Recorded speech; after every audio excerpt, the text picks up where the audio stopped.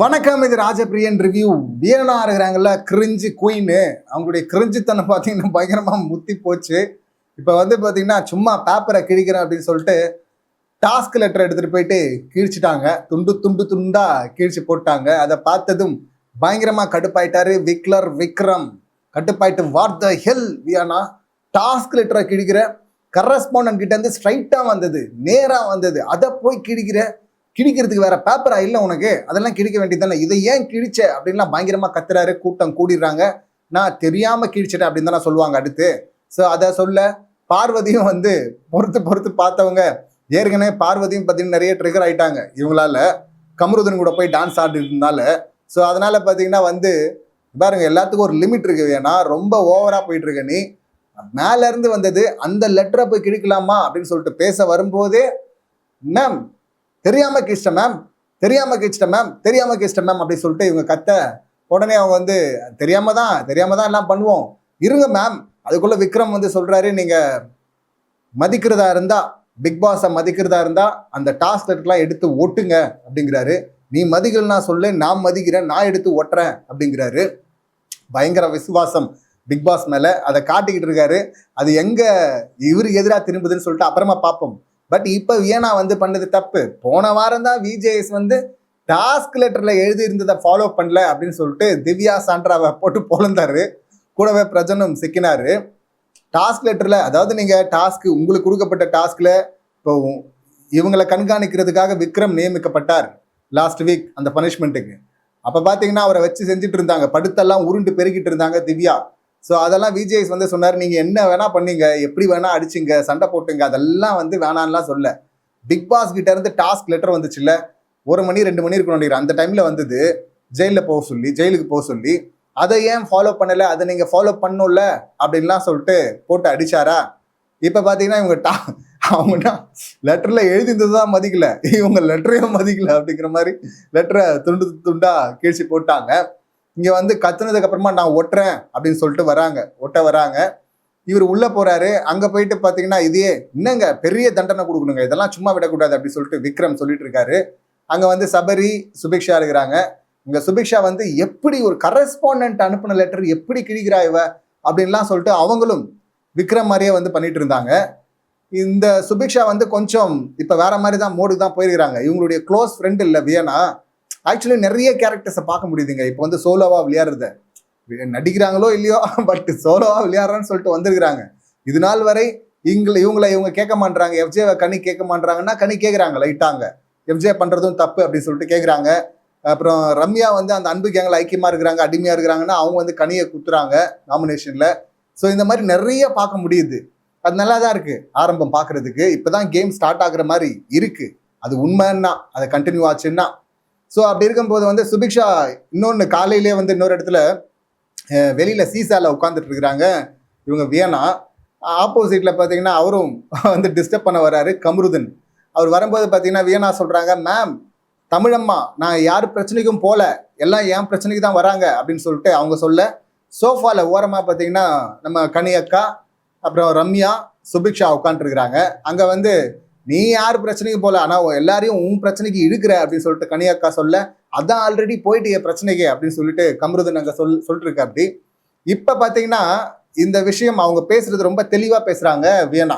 அவங்க அதுக்கு முன்னாடி கியூட் கிரிஞ்சி அதெல்லாம் குறைங்கன்னு சொன்னதுக்கு அப்புறம் குறைக்கல, ஓவரா தான் பண்ணிட்டு இருந்தாங்க. இப்ப தெளிவா வருது இல்ல, அங்கங்க ரொம்ப நாள் நடிக்க முடியாது இல்ல, இது முட்டுச்சந்து, இங்க முகத்துறையெல்லாம் கிழிஞ்சிடும் நடிச்சா. ஸோ அதனால வந்து அங்க ரம்யா ஜோ கூட சொல்ல, ஃபர்ஸ்ட் சுபிக்ஷா சொல்றாங்க, இப்போ தெளிவாக தானே பேசிட்டு இருக்கா அப்படின்னு சொல்லிட்டு. உடனே வந்து கனியக்காவும் பார்த்தீங்கன்னா அவங்களுக்கு புரியாத மாதிரி, அப்படியா எதை பற்றி பேசுறீங்க? இவங்க 2 பேரும் பேசிக்கிறாங்க, ரம்யா ஜோவும் சுபிக்ஷாவும். ஆமாம், இதைத்தான் நான் சொல்ல வந்தேன்.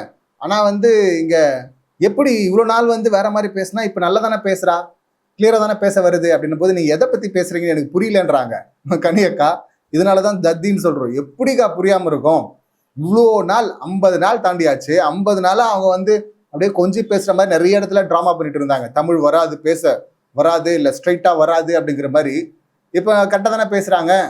டாஸ்க்ல இப்போ இந்த கிளாஸ் ரூம்லையும் பார்க்கும்போது நாங்கள் நிறையவே பார்த்தோம், நீங்க டீச்சரா இருக்கிறதுனால நீங்க கவனிக்கல போல இருக்கு அப்படின்லாம் சொல்லிட்டு ரம்யா சொல்லிட்டு இருந்தாங்க. அதெல்லாம் கிடையாது, அவ்வளோ நாள்லாம் தேவையில்லை, நம்மலாம் பார்த்த உடனே கண்டுபிடிச்சிடும், உள்ள இருக்கவங்க கண்டுபிடிச்சிட்டாங்க. அதை பத்தி பேசாம அவாய்ட் பண்ணிட்டு போயிட்டு இருந்தாங்க. இப்பதான் பேசுறாங்க.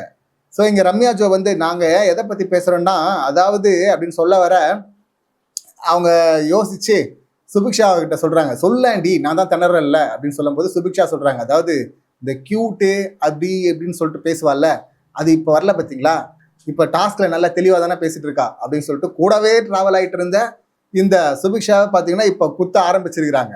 முதல்ல அந்த பாயிண்ட்டை போட்டது வந்து சுபிக்ஷா தான். அதுக்கப்புறமா தான் ரம்யா ஜோ வந்து பார்த்தீங்கன்னா அதை இன்னும் கொஞ்சம் எலாபரேட் பண்ணாங்க.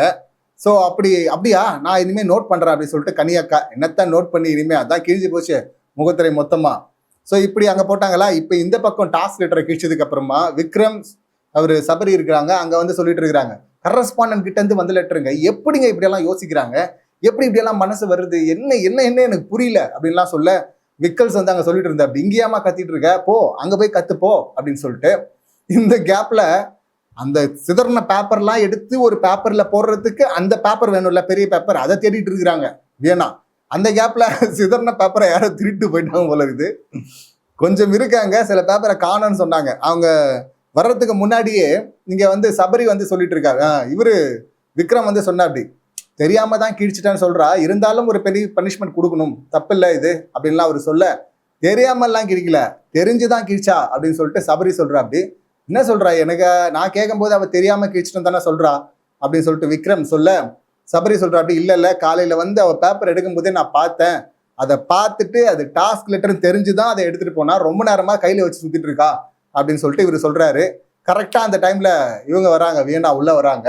உள்ள வந்து அங்க இருந்த பேப்பரை நார்மலா பேச வராங்க. ஃபர்ஸ்ட் பேச வரவங்க கிட்ட வந்து இவரு சபரி வந்து சொல்றா, அப்படி நீ வந்து பார்த்துதான் நீ வந்து வியனா அப்படின்னு சொல்ல வர உடனே பார்த்தீங்கன்னா அவங்க யாரும் அட்வைஸ்லாம் பண்ணாதீங்க, நான் வந்து பண்ணிட்டேன்ல விடுங்க அப்படின்னு சொல்ல, சபரினாவே என்ன இமேஜ் இருக்கு பாருங்க. அங்க சபரி அட்வைஸ் பண்ண வரல, சபரி கேட்க தான் வந்தாரு. வியனா அப்படின்னு ஆரம்பிக்கும் போதே அவங்க வந்து அட்வைஸ்லாம் பண்ணாதீங்க அப்படின்றாங்க.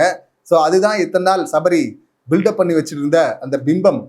ஸோ இப்போதான் தனியாக ஆடுங்க தெரியுமான்ற அப்படின்னு சொல்லியிருக்கிறாங்க. இப்போ அவர் வந்து கடுப்பாயிட்டா, அப்படி எது அட்வைஸ் பண்ண வரேனா, நான் என்ன அட்வைஸ் பண்ண வந்தேன், நான் ஒரு அட்வைஸும் பண்ண வரல, நீ டாஸ்க் லெட்டர்னு தெரிஞ்சதுன்னா எடுத்துட்டு போனேன், ரொம்ப நேரமா கையில் வச்சு சுத்திட்டு இருந்தில்ல, அதை நான் பார்த்தேன் அப்படின்னு சொல்லிட்டு சொல்ல, அப்போ ஒத்துக்குறாங்க வேற வழி இல்லாம. ஃபர்ஸ்ட் தெரியாம கிழிச்சிட்டாங்களா, இப்போ வந்து மாட்டிக்கிட்டுமே அப்படின்னு சொல்லிட்டு சமாளிக்கிறதுக்கு எப்படி சமாளிக்கிறாங்க பாருங்க. அது கூட இங்க வந்து ஆமா டாஸ்க் லெட்டர்னு தெரிஞ்சுதான் எடுத்தேன், கிழிக்கும் போது அது டாஸ்க் லெட்டர்னு தெரியாம கிழிச்சிட்டேன், கையிலே வச்சு சுத்திட்டு இருக்காங்க அவங்க. கிழிக்கும் போது மட்டும் அது டாஸ்க் லெட்டர் அப்படிங்கிறத மறந்துட்டாங்களாம். மறந்துட்டேன்னு சொன்னா கூட பரவாயில்ல, அவங்க தெரியாம கிழிச்சிட்டேன் அப்படின்னு தான் ஊட்டிட்டு இருந்தாங்க. அப்போ வந்து மாட்டிக்கிட்டாங்க, எக்ஸ்போஸ் ஆயிட்டாங்க. இங்க வந்து விக்கல்ஸ் வந்து சொல்லிட்டு இருந்தா, அப்படி சரி ஏதோ பண்ணிட்டேன் ஒட்டுறன்னு இல்லை, போய் சீக்கிரம் ஒட்டு, இங்க ஆல்ரெடி பொருட்களை திருடி வச்சுட்டு இருக்காங்க, அதனால இதை யாராவது திருடிட்டு போறாங்க, போய் எடுத்துட்டு போய் ஒட்டு அப்படின்னா, நீ எடுக்கலையா சுபிக்ஷா, யாரோ பேப்பரை எடுத்துட்டு போயிட்டு இருக்காங்க ஆல்ரெடி அப்படின்னு சொல்லிட்டு அங்க சொல்லிட்டு இருக்காங்க. இதெல்லாம் பாக்குறதுக்கு செம்ம ஃபன்னா தான் இருக்கு. ஐ மீன் அவங்க ஃபன் பண்ணல, இவங்க எல்லாம் வச்சு செய்யறத எல்லா சைட்ல இருந்தும் வெளியே தூக்கி போடுறதுக்கான நேரம் வந்துருச்சுல்ல. ஸோ எல்லா சைட்ல இருந்தும் பார்த்தீங்கன்னா இது வந்து டுபாகூரு, இது ஃபேக்கு, இது வந்து ஒரு சைக்கோ மாதிரி பண்ணிட்டு இருக்கு அப்படின்லாம் பேசிட்டு இருக்கிறாங்க. பைத்தியம் லூசுலாம் சொல்லிட்டாங்கல்ல. ஸோ வெளியே போகிறதுக்கான நேரம் வந்துருச்சு. இந்த வாரம் கனியக்கா இல்லை வேற ட்விஸ்ட் எதுவும் இல்லைன்னா, ரம்யா இல்லைன்னா வியனா, சில நேரங்களில் பார்க்கும்போது இந்த வாரம் ஃபுல் கண்டென்ட்ல இவங்க தானே இருக்கிறாங்க, இவங்களை பற்றியே பேசுகிற மாதிரியும் இருக்கு. என்ன பண்ணுறது, கண்டென்ட் அதுதான் இருக்கு. ஸோ இவங்க வந்து இன்னும் அடுத்தடுத்து நிறைய சம்பவங்கள் பண்ணியிருக்கிறாங்க, அதையும் பேசுவோம் அடுத்து. ஸோ வந்து கண்டென்ட் நிறைய வர்றதுனால இந்த வாரம் தூக்கலாம், இல்லைன்னா அடுத்த வாரம் கன்ஃபார்ம் பாயாசம் இந்த வியனாக்கு அப்படின்னு சொல்லலாம். அதுக்குள்ள ஆதரியை உள்ள விட்டு ஒரு 4 வாங்க சொல்லுங்க அப்படின்னு தான் நம்ம கேட்டுக்கிறோம். ஸோ பார்க்கலாம் அடுத்து என்ன நடக்குது அப்படின்னு சொல்லிட்டு. இந்த சம்பவங்களை நீங்க எப்படி பாக்குறீங்க, உங்க கருத்துக்கள் என்ன அப்படிங்கிறது கமெண்ட் பண்ணுங்க.